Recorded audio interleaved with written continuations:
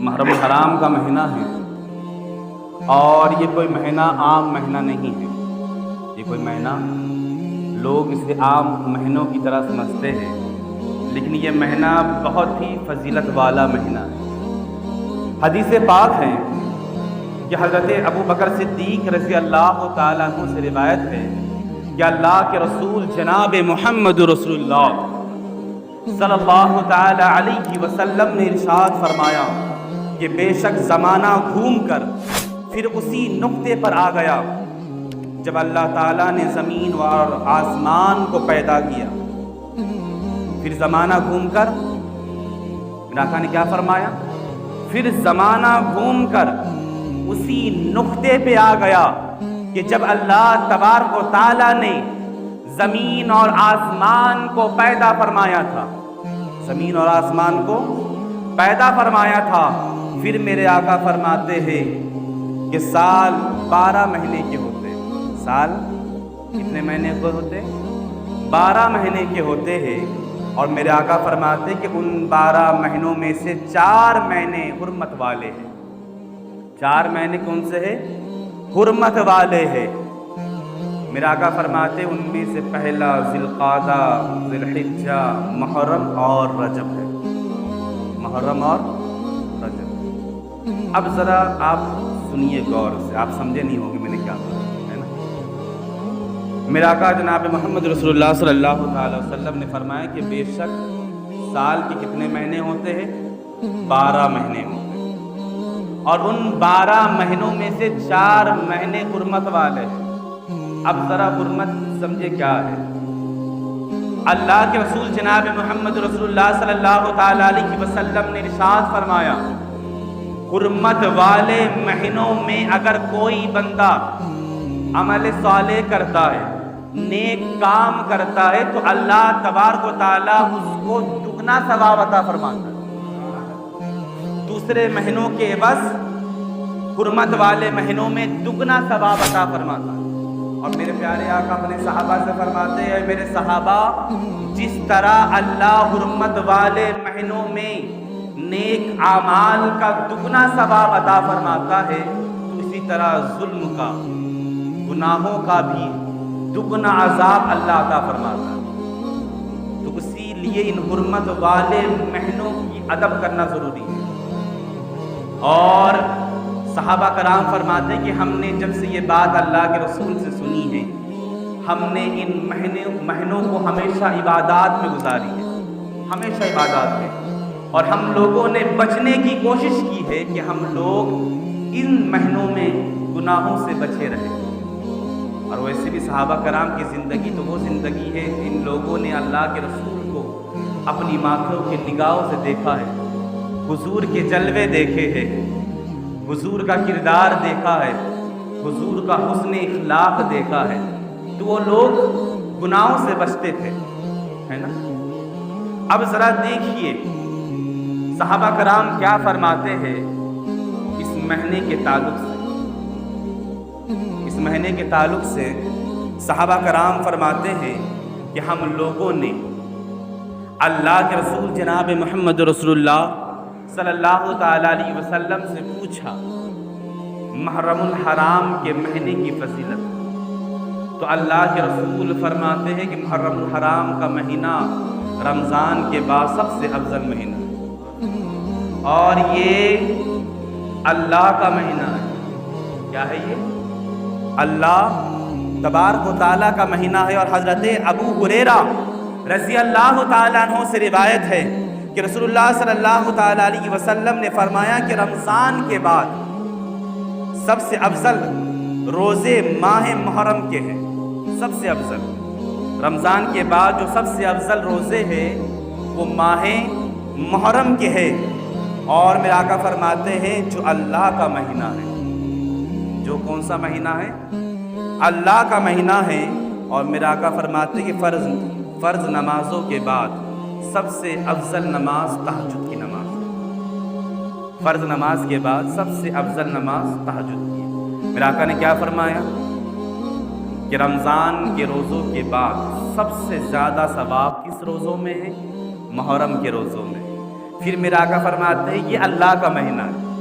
پھر میرے آقا جناب محمد رسول اللہ صلی اللہ تعالیٰ علیہ وسلم نے فرمایا کہ فرض نمازوں کے بعد جو سب سے افضل نماز ہے وہ کون سی ہے؟ وہ تہجد کی نماز ہے۔ وہ کون سی نماز ہے؟ وہ تہجد کی نماز ہے، جس نماز میں بالخصوص اللہ اپنے بندوں پر اپنی رحمتوں کا نزول عطا فرماتا ہے، بالخصوص اس لیے کہ اس وقت کوئی بندہ نہیں رہتا ہے، سب غفلت کی نیند میں سوئے رہتے ہیں، صرف خدا اور اس کا بندہ جو اس کے لیے جاگ کے نماز پڑھتا ہے نا۔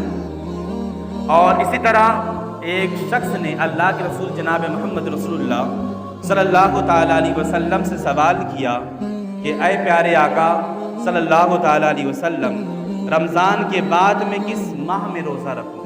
رمضان کے بعد اگر میں روزہ رکھنا چاہوں تو کس مہینے میں میں روزہ رکھوں؟ تو آپ صلی اللہ تعالیٰ علیہ وسلم نے فرمایا محرم کے روزے رکھو۔ کون سے روزے رکھو؟ محرم کے روزے رکھو، کیونکہ وہ اللہ کا مہینہ ہے اور اس مہینے میں اللہ تعالیٰ نے ایک قوم کی توبہ قبول کی تھی۔ اس مہینے میں اللہ تبارک و تعالیٰ نے ایک قوم کی توبہ قبول کی تھی اور ایک قوم کی توبہ قبول کرے گا۔ ایک قوم کی توبہ اللہ نے کیا کی تھی؟ قبول کی تھی اس مہینے میں، اور اس مہینے کی برکت سے اللہ ایک قوم کی توبہ قبول کرے گا۔ یہ ہوگی بات۔ اب صحابہ کرام نے اللہ کے رسول جناب محمد رسول اللہ صلی اللہ علیہ وسلم سے سوال کیا۔ حضرت قتادہ رضی اللہ تعالیٰ عنہ نے سوال کیا محرم کے مہینے کے روزے کی بات۔ حضرت قتادہ وہ صحابی رسول ہیں جنہیں اللہ کے رسول نے دنیا میں سے دنیا میں حضرت قتادہ وہ ہے جنہیں اللہ کے رسول نے دنیا میں کیا فرمائی ہے؟ جنت عطا فرمائی ہے۔ حدیث پاک ہے کہ حضرت قتادہ رضی اللہ تعالیٰ عنہ جنگ کے میدان میں لڑ رہے تھے کہ دشمن کی ایک تیر ان کی آنکھ میں لگ گئی، اور جب انہوں نے تیر کو کھینچا تو تیر کے ساتھ ان کی آنکھ بھی باہر آ گئی۔ جب آنکھ باہر آئی تو صحابہ کرام کا عشق دیکھو، حضرت قتادہ کی عقیدہ دیکھو۔ حضرت قتادہ نے ہاتھ میں اپنی آنکھ کو لیا اور ایک ہاتھ سے اپنی آنکھ کو چھپایا، جہاں زخم لگی تھی اسے چھپایا اور اللہ کے رسول کی بارگاہ میں حاضر ہوئے۔ اب جو لوگ کہتے ہیں کہ اللہ کے رسول مختار کل نہیں ہیں، کچھ عطا نہیں کر سکتے، سن لے حدیث پاک۔ صحابہ کرام کا عقیدہ تھا، اس لیے کہ بیوقوف تھوڑی تھے، انہیں معلوم ہے کہ اگر چوٹ لگے تو ڈاکٹر کے پاس جانا چاہیے، تکلیف ہو، جسم میں درد ہو، ڈاکٹر کے پاس جانا چاہیے۔ لیکن صحابہ کرام جانتے کہ دنیا کی ہر درد کی دوا مدینے میں ہے۔ صحابہ عقیدہ ہے صحابہ کا کہ دنیا کے ہر مرض کی دوا مدینے میں ہے۔ حضور کی بارگاہ رسالت میں حضرت قتادہ پہنچتے ہیں آنکھوں کو چھپاتے ہوئے۔ اللہ کے رسول نے دیکھا، فرمایا قتادہ کیا ہوا؟ فرمایا حضور دشمن کی تیر آنکھوں میں لگی ہے، آنکھ باہر آ گئی ہے، اے اللہ کے رسول مجھے آنکھ عطا فرما دے۔ مفسر کرام فرماتے کہ جس طرح کوئی بچہ کہتا نہیں اپنے والدین سے کہ مجھے وہ چاہیے، تو حضرت قتادہ فرماتے کہ اللہ رسول مجھے میری آنکھ چاہیے، مجھے میری آنکھ عطا فرما دے۔ اللہ کے رسول نے تو ہمیں دین سکھایا ہے نا۔ اللہ کے رسول تو کہہ سکتے تھے نا کہ میں مختار کل نہیں ہوں، میں تمہارا مددگار نہیں ہوں، تمہیں ڈاکٹر کے پاس جانا چاہیے، تمہیں دواخانہ جانا چاہیے، تمہیں حکیم کے پاس جانا چاہیے، میں تمہارے آنکھوں کا علاج کر سکتا نہیں۔ لیکن اللہ کے رسول نے دیکھا حضرت قتادہ کو اور ان کے سوال کو دیکھا کہ میرا غلام مجھ سے سوال کر رہا ہے کہ اے میرے پیارے آقا مجھے میری آنکھ عطا کر دے، اے میرے آقا مجھے میری آنکھ چاہیے۔ میرے آقا فرماتے مسکرا کے، اے میرے صحابی، اے قتادہ، تجھے تیری آنکھ چاہیے یا جنت چاہیے؟ تجھے تیری آنکھ چاہیے یا جنت چاہیے؟ اتنا سننا تھا حضرت قتادہ فرماتے کہ میں سمجھ گیا کہ آج رحمت جوش میں ہے اللہ کے رسول کی، آج رحمت موج میں ہے۔ حضرت قتادہ فرماتے ہیں اللہ کے رسول میں نے تو سوال صرف آپ سے میری آنکھ کا کیا تھا، جنت کا تو سوال میں نے کیا نہیں تھا۔ اے اللہ کے رسول، اے میرے پیارے، آپ کی زبان سے جب جنت کا لفظ نکل ہی آیا ہے تو آپ اپنی جانب سے مجھے جنت عطا فرما دے، اور میرے سوال پر، میرے مانگنے پر مجھے آنکھ عطا فرما دے، میرے مانگنے پر، میرے سوال پر مجھے آنکھ عطا فرما دے۔ اور جب آپ نے جنت کہی دی ہے اللہ کے رسول تو اس غلام کو جنت عطا فرما دے۔ تو اللہ کے رسول فرماتے قتادہ جا، تجھے جنت میں نے عطا کر دی۔ فرمایا جا، تجھے میں نے جنت عطا کر دی۔ صحابہ کرام فرماتے ہم نے انہی گنہگار آنکھوں سے دیکھا ہے اللہ کے رسول نے قتادہ کی آنکھوں کو لیا، اپنے لعاب دہن کو نکال کے ان آنکھوں میں لگایا، اور آنکھوں کی جگہ پہ جب اسے فٹ کیا نا تو صحابہ کرام پوچھتے تھے قتادہ سے ذرا اپنی آنکھ کے بارے میں بتا کہ کیا معاملہ ہے، علاج ہونے کے بعد تیری آنکھیں صحیح سے کام کرتی ہے کہ نہیں کرتی ہے، آپ پوچھتے ہو نا۔ حضرت قتادہ فرماتے خدا کی قسم قربان جاؤں میں اپنے محبوب پر، میرے آقا صلی اللہ تعالی علیہ وسلم کی ذات پر۔ قتادہ فرماتے ہیں جن آنکھوں سے مجھے دن میں صحیح سے نظر نہیں آتی تھی، فرماتے جب میں آنکھوں کو بند کرتا ہوں اور اس آنکھ سے دیکھتا ہوں جس آنکھ میں اللہ کے نبی صلی اللہ تعالی علیہ وسلم کے لعاب دہن کا اثر ہے، حضرت قتادہ فرماتے اس آنکھ کی برکت سے اللہ مجھے رات میں بھی بینائی عطا فرماتا ہے، میں رات میں بھی دن کی طرح دیکھتا ہوں۔ اتنی برکت اللہ کے رسول کے لعاب دہن کی وجہ سے ہوئی ہے۔ تو یہی حضرت ابو قتادہ رضی اللہ تعالیٰ عنہ نے سوال کیا اللہ کے رسول سے کہ اللہ کے رسول محرم الحرام میں روزے رکھنے کی کیا فضائل ہے، کیا فائدے ہیں، کیا ثواب ہے؟ تو اللہ کے رسول جناب محمد رسول اللہ صلی اللہ تعالیٰ علیہ وسلم نے فرمایا کہ جو بندہ عاشورے کے دن 10 محرم الحرام کو روزے رکھے گا، جو بندہ عاشورے کے دن 10 محرم الحرام کو روزے رکھے گا، میرے پیارے آقا فرماتے کہ مجھے اپنے رب کی ذات سے امید ہے، اس کی رحمتوں سے امید ہے، اس کی کریمی رحمی سے مجھے امید ہے کہ اللہ تبارک و تعالیٰ اس کے 1 سال کے گناہوں کو معاف فرما دے گا، اس کے 1 سال کے قبل کے گناہوں کو کیا کرے گا اللہ معاف فرما دے گا۔ اور دوسری جگہ میرے پیارے آقا جناب محمد رسول اللہ صلی اللہ تعالیٰ علیہ وسلم نے فرمایا جو محرم الحرام کے مہینے میں روزے رکھتا تو اللہ تبارک و تعالیٰ اسے 1 روزے کے بدلے 1 مہینے کے روزوں کا ثواب عطا فرماتا ہے۔ 1 روزہ آپ محرم الحرام کے کسی مہینے میں بھی رکھیں، 1 روزے کے بدلے اللہ تبارک و تعالیٰ آپ کو 1 مہینے کے روزوں کا ثواب عطا فرمائے گا۔ اور تیسری جگہ اللہ کے رسول نے فرمایا کہ تم عاشورے کے روزوں کو رکھا کرو اور یہودیوں کے ساتھ مخالفت کیا کرو۔ جب تم عاشورے کا روزہ رکھو تو 1 دن پہلے اور 1 دن بعد میں رکھا کرو، یعنی 9 کو بھی ملاؤ اور 11 کو بھی ملاؤ تاکہ ان کے مشابہ نہ ہو۔ اب ذرا دیکھیے، یہ تو عاشورے کے روزے کے فضائل کے بارے میں ہو گئے، اور یہاں تک کہ صحابہ کرام فرماتے ہیں کہ اللہ کے رسول جناب محمد رسول اللہ صلی اللہ تعالیٰ علیہ وسلم نے ان روزوں کو فرض کی طرح رکھا ہے، جس طرح پہلے کی امتوں پر محرم الحرام کے روزے فرض تھے تو اللہ کے رسول نے ان روزوں کو، محرم الحرام کے روزوں کو فرضیت کے ساتھ ادا کیے۔ لیکن اس کے بعد جب رمضان پاک کا مہینہ ہوا اور اللہ نے ہمیں رمضان عطا فرمائی تو اللہ کے رسول جناب محمد رسول اللہ صلی اللہ تعالیٰ علیہ وسلم نے رمضان پاک کی بقا کے لیے، اس کی فرضیت کے لیے اور مسلمانوں پہ سختی کو کم کرنے کے لیے فرمایا کہ اگر تم چاہو تو محرم الحرام کے روزے رکھو، اگر نہ چاہو تو نہ رکھو، تاکہ تم پہ کوئی زیادہ سختی نہ ہو کہ تم سوچو کہ دن میں تو بہت سختی ہے کہ ہم پہ رمضان کے روزے بھی فرض ہے اور محرم الحرام کے بھی روزے فرض ہے۔ فرمایا جب 1 مہینہ فرض ہو گیا ہے تو اب تمہارے لیے آسانی ہے، چاہے تو تم محرم الحرام کے روزے رکھو یا نہ رکھو، اگر تم نے رکھی تو پھر تمہیں اللہ کے رسول جناب محمد رسول اللہ صلی اللہ تعالیٰ علیہ وسلم کے فرمان کے مطابق اتنا ثواب ملے گا۔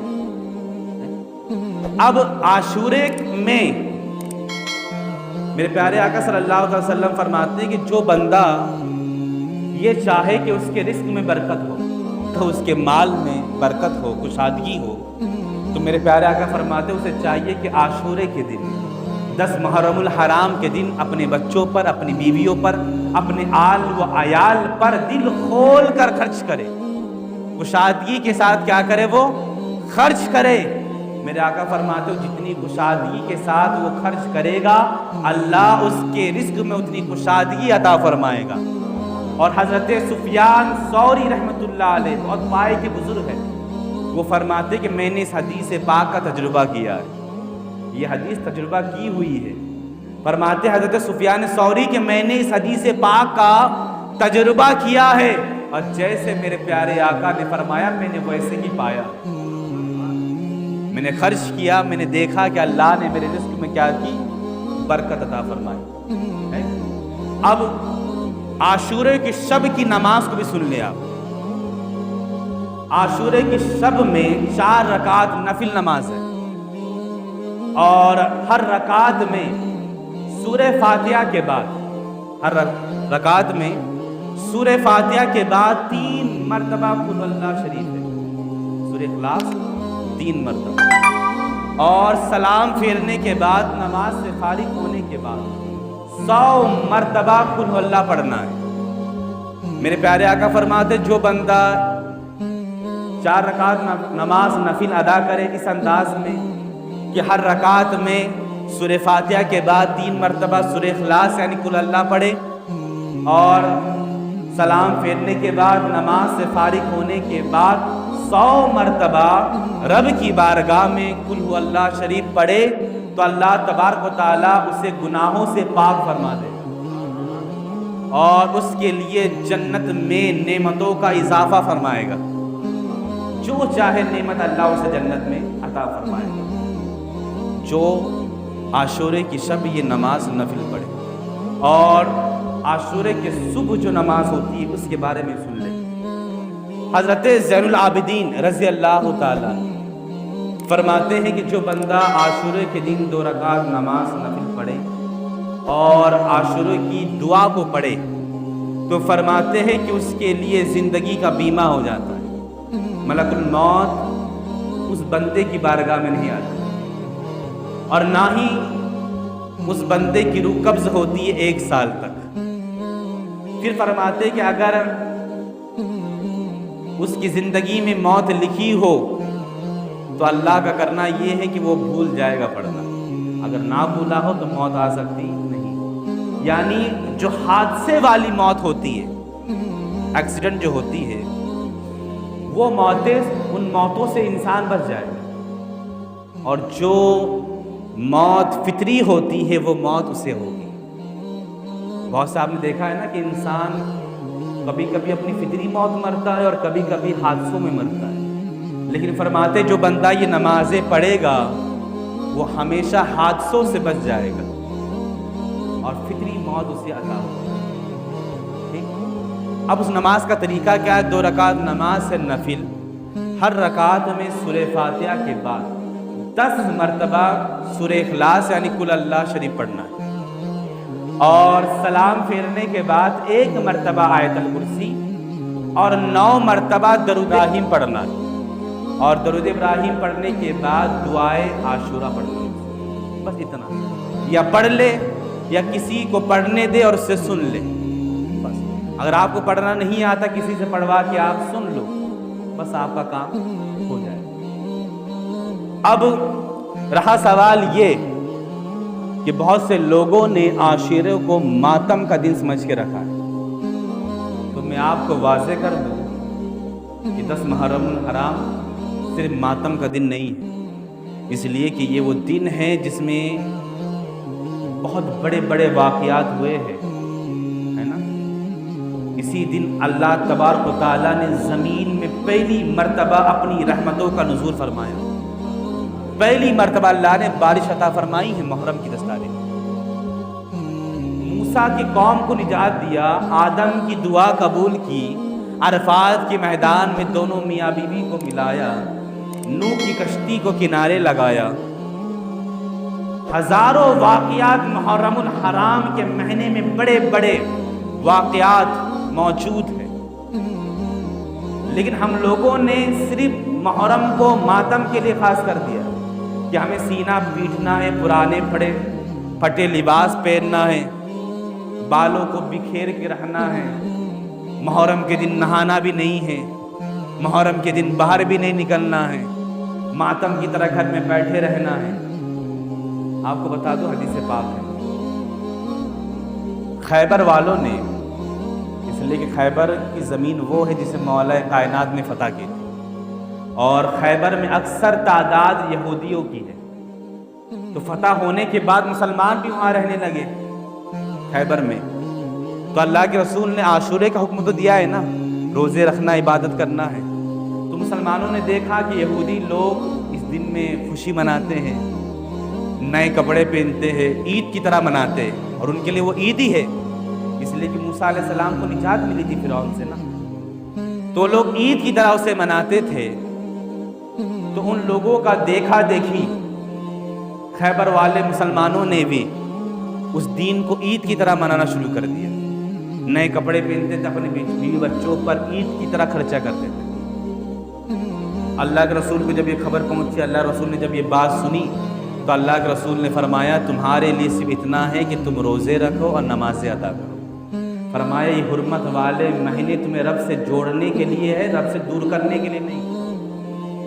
ये महीने हुर्मत वाले वो है कि जिस महीने में बंदे का ताल्लुक रब से जुड़ता है, रब से दूर होने के लिए नहीं है।